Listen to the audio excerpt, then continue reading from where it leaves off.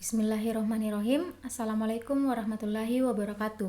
Salam sejahtera bagi kita semua. Saya Nurul Afdaliyah dengan NIM H121165119 akan mempresentasikan usulan penelitian kami pada seminar Statistika 1 dengan judul Perbandingan Kinerja Algoritma Ward dan Algoritma K-means dengan uji Silhouette Coefficient. Dengan pembimbing utama, Ibu Dr. Georgina Mariati Nungki, MSI, pembimbing pertama Ibu Dr. Nurtiti Sunusi, SSI, MSI, serta dosen penguji Ibu Dr. Anda Nasra Sirajang, MSI, dan Ibu Dr. Erna Triherdiani, SSI, MSI. Baik, adapun pokok bahasan yang akan saya jelaskan yaitu pada bab 1 pendahuluan, bab 2 tinjauan pustaka, dan bab 3 metode penelitian. Selanjutnya, untuk bab 1 di latar belakang. Seiring berkembangnya zaman, teknologi dan kehidupan sosial berdampak pada berbagai aspek, diantaranya adalah kesehatan.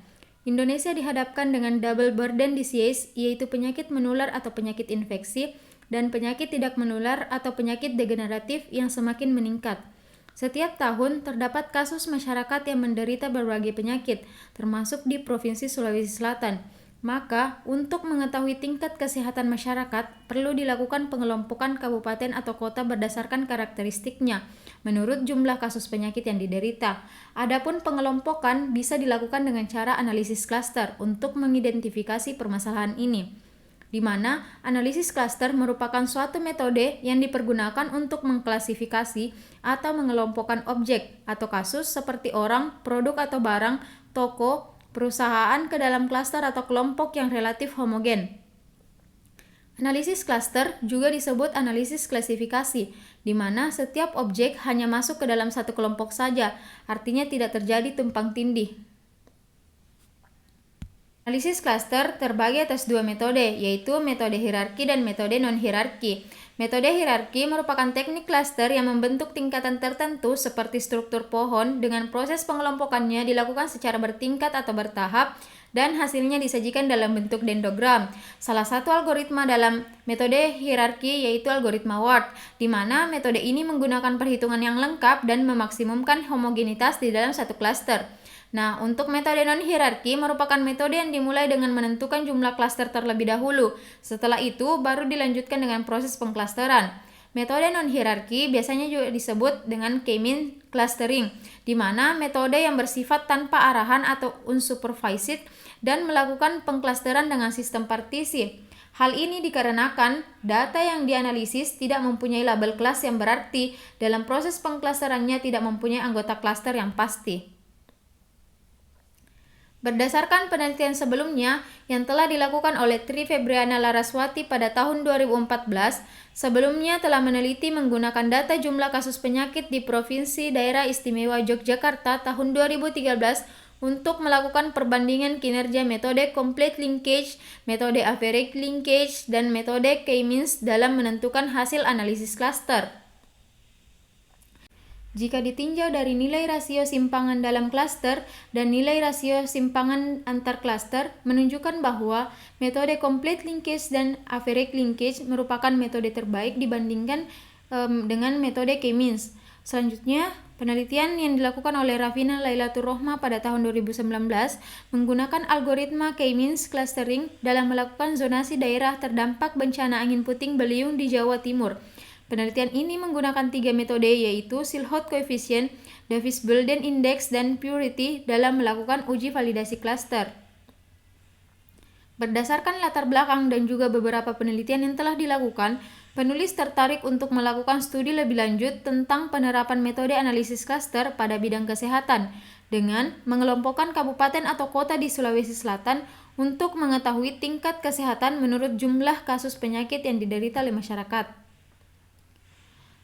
Adapun rumusan masalah yaitu 1. Bagaimana pengklasteran pada data kasus penyakit di Sulawesi Selatan tahun 2017 menggunakan algoritma Ward. Kedua, bagaimana pengklasteran pada data kasus penyakit di Sulawesi Selatan tahun 2017 menggunakan algoritma K-means. Yang ketiga, bagaimana perbandingan algoritma terbaik dari dua algoritma yang digunakan yaitu algoritma Ward dan algoritma K-means menggunakan uji Silhouette Coefficient. Adapun tujuan penelitian yaitu mendapatkan hasil pengklasteran pada data kasus penyakit di Sulawesi Selatan tahun 2017 dengan penggunaan algoritma Ward. Yang kedua, mendapatkan hasil pengklasteran pada data kasus penyakit di Sulawesi Selatan tahun 2017 dengan penggunaan algoritma K-means. Yang ketiga, membandingkan hasil pengklasteran dari algoritma Ward dan algoritma K-means dengan menggunakan uji Silhouette Coefficient. Adapun batasan masalahnya, yaitu penulis membatasi penelitian menggunakan jarak kuadrat Euklidean untuk mengukur kemiripan antar objek dalam algoritma Ward dan algoritma K-means pada data kasus penyakit di Provinsi Sulawesi Selatan tahun 2017. Dan manfaat penelitiannya yaitu hasil penelitian ini diharapkan dapat bermanfaat untuk menambah pengetahuan tentang aplikasi pada ilmu statistik yaitu di bidang kesehatan, khususnya dengan menggunakan analisis klaster.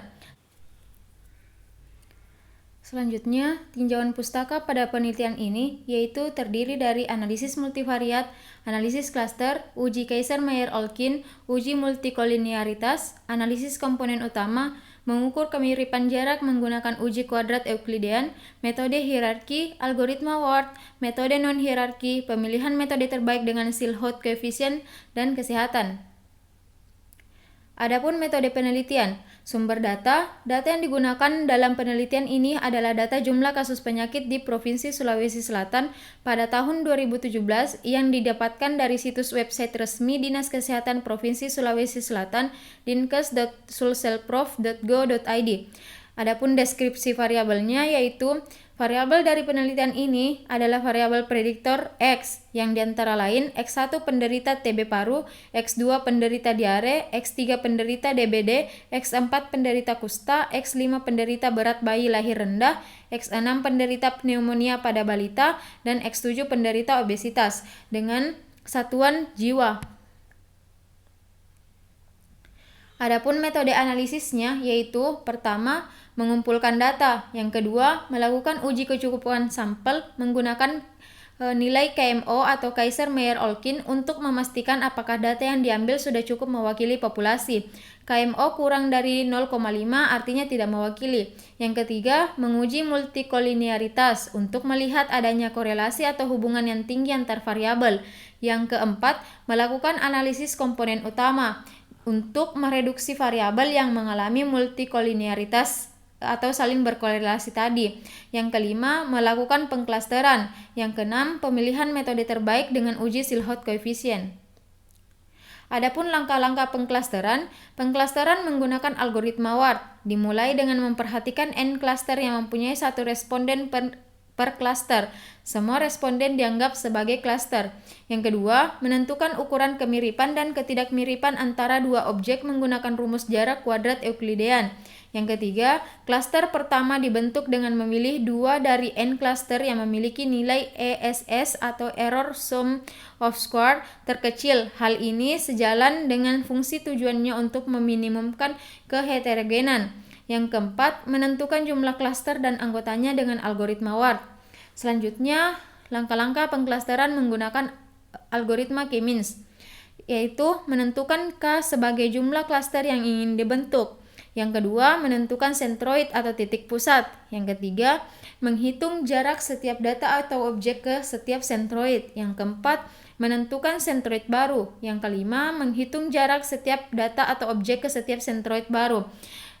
Selanjutnya, melakukan langkah keempat dan kelima sampai nilai pusat klaster tidak berubah lagi. Selanjutnya, alur penelitian. Dimulai dengan memasukkan data kasus penyakit, kemudian dilakukan uji kecukupan sampel, jika tidak, melakukan penambahan sampel baru, jika ya, dilanjutkan dengan uji multikolinearitas.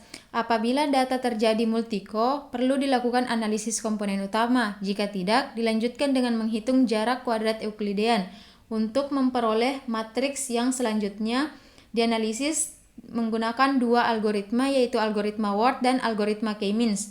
Selanjutnya, setelah didapatkan hasil pengklasteran yang terbentuk, dilanjutkan dengan menentukan metode terbaik dari kedua algoritma yang telah digunakan menggunakan uji Silhouette Coefficient.